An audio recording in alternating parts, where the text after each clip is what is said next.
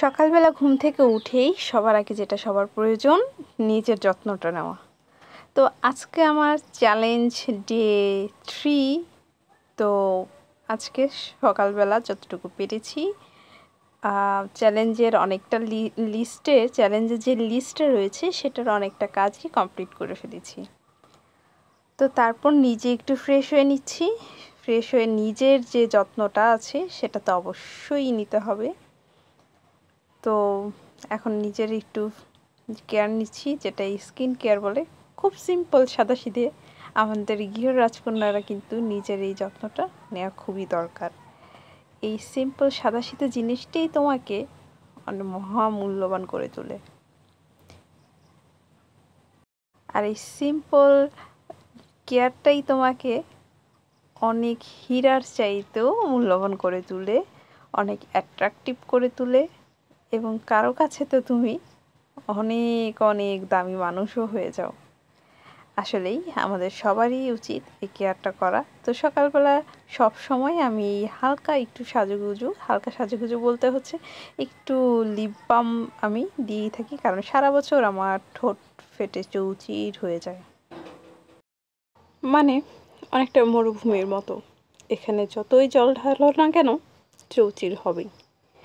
তারপর আসলাম বেডটাকে একটু গুছাতে, কিন্তু বেডটাকে গুছানোর আগে একটু নিয়ে নিলাম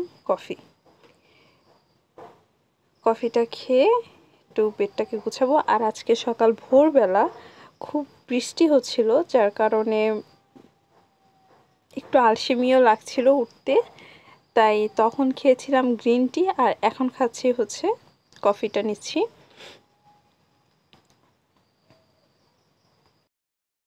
আর তুমি যদি সকালে উঠেই বেডটাকে আগে গুছিয়ে ফেলো, তাহলে তোমার মধ্যে না লেজি বা অলসতা ভাবটা অনেকটাই কমে যাবে।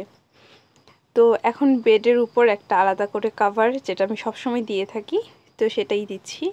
আর কিছুদিন যাবত যেহেতু এখন একটু বর্ষাকাল, এখন দেখবে একটু অ্যালার্জির প্রবলেম হয় বেশি, যাদের অ্যালার্জির প্রবলেম আছে।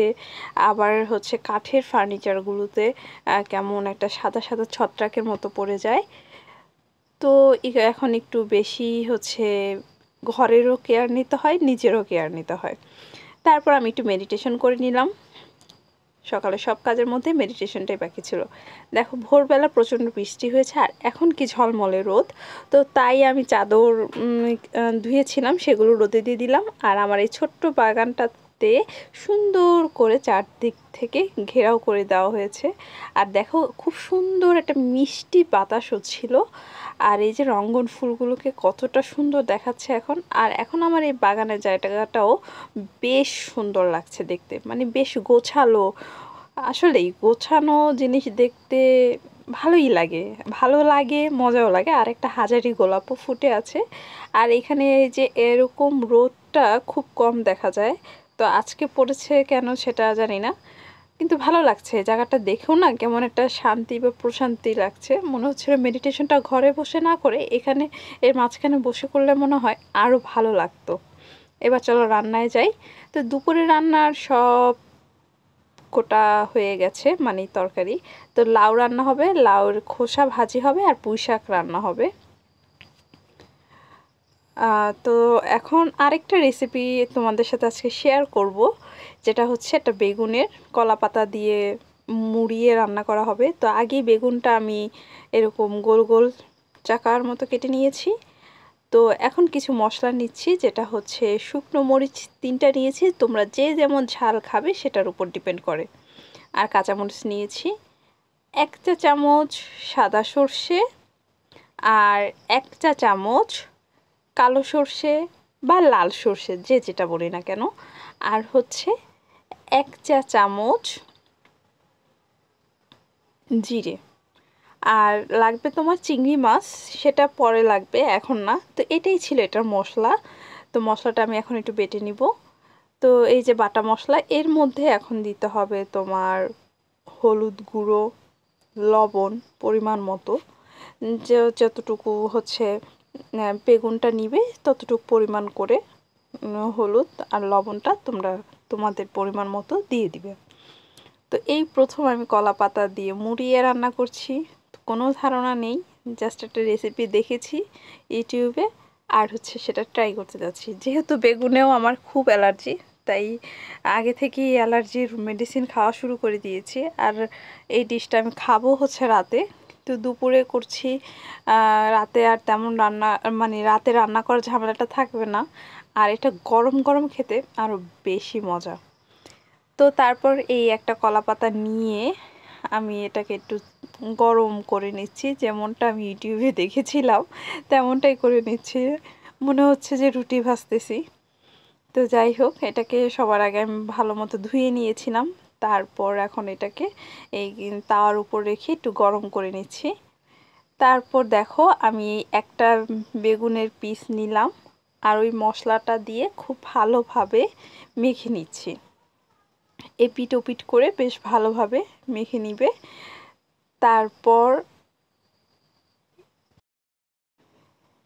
আমি আরেকটা পিস নিয়েও এভাবে মশলা দিয়ে মেখে নিলাম আর এর ভেতরে দিয়ে দিচ্ছি চিংড়ি মাছ।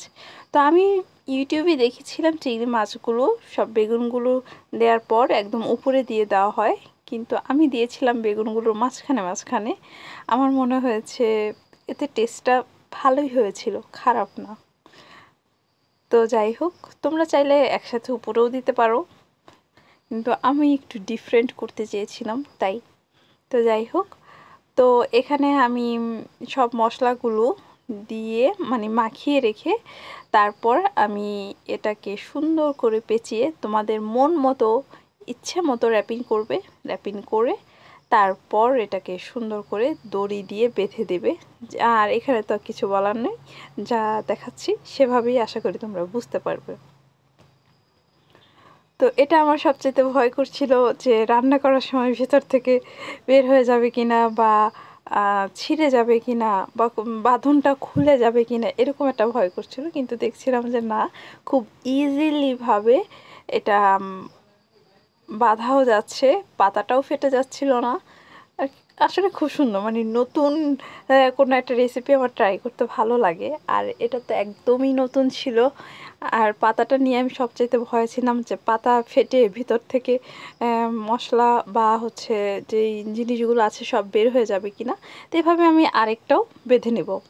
তারপর আসো কড়াইতে দিলাম একদম অল্প পরিমাণে একটু তেল। তেলটা দিয়ে আমি একটু পুরো কড়াইতে তেলটাকে একটু ছড়িয়ে নিচ্ছি। এতে হবে কি, তোমার পাতাটা সব দিক থেকেই হচ্ছে তেল লাগবে।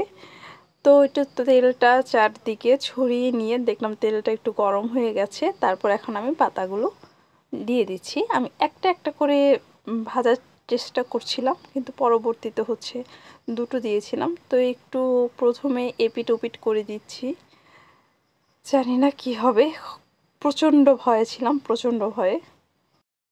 তারপর একটু এপিট ওপিট করে দিয়ে আমি এটাকে ঢেকে দিলাম। তারপর কেমন একটা সাউন্ড শোনাচ্ছিল, পুটপুট পুটপুট করে, মনে হচ্ছিল এই ভিতর থেকে সব বের হয়ে যাচ্ছে, কিন্তু দেখলাম না, বেচারা সুস্থ আছে। তো ওটাকে আমি ভাজতে বসিয়ে দিয়ে এদিকে আমি চলে আসলাম আমার রুম ক্লিনের কাজে। তো এখন আমি রুমটা ক্লিন করে নিচ্ছি। যতই নিজের চ্যালেঞ্জ থাকুক না কেন, দেখবে এর মাঝে আমরা গৃহরাজকন্যারা নিজেকে বদলানোর জন্য যেমন চ্যালেঞ্জ করি, তেমন কিন্তু আমাদের রেগুলার লাইফের কাজটাও করে যেতে হয়। তো আমি এখন সব রুমগুলো ক্লিন করে নিচ্ছি। তো দুপুরে রান্না শেষ করে এসে এখন আমি আমার লাঞ্চ নিয়ে বসেছি। তো আজকের লাঞ্চটা আসলে খুব ডেলিশিয়াস। তো এখানে আমি সিম আর বটবটি দিয়ে নুডলস করেছিলাম। তো এখন আমি লাঞ্চটা করে নিচ্ছি। তারপর নিয়েছিলাম 1 কাপ কফি। 1 কাপ না, অবশ্য এটা 1 মগ। আর এই মগটা আমার অনেক অনেক অনেক অনেক প্রিয়। তো আজকের ব্লগটি যদি তোমাদের ভালো লেগে থাকে, অবশ্যই লাইক, কমেন্ট, শেয়ার, সাবস্ক্রাইব করে দিও।